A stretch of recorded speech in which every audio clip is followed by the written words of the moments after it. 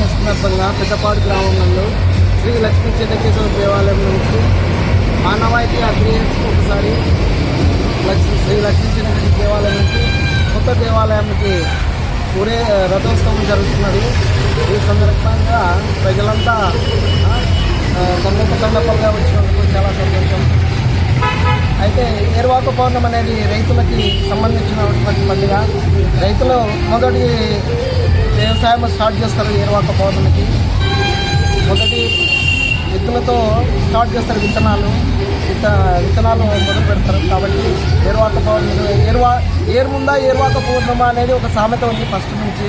కాబట్టి ఈసారి ఏరే ముందు వచ్చింది, ఏరువాక పౌర్ణమి తర్వాత వచ్చింది.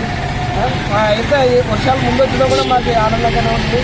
మాకు రైతులకి చాలా ఈ సంవత్సరం బాగా జరగాలని, మా గ్రామము అభివృద్ధి పరంగా అంత పంటలు బాగా వచ్చి ఆర్థికంగా బాగా ఉండాలని, ఆరోగ్యంగా ఉండాలని కోరుకుంటూ మేము ఈ ఏరువాక పౌర్ణమి సందర్భంగా దేవుని వేడుకుంటున్నాం. మీ పేరు చెప్పండి. నా పేరు కృష్ణూరి శ్రీరాములు. ఇంకొకటి, ఈరోజు 11వ తేదీ బుధవారం రోజు ఏరువాక పౌర్ణమి సందర్భంగా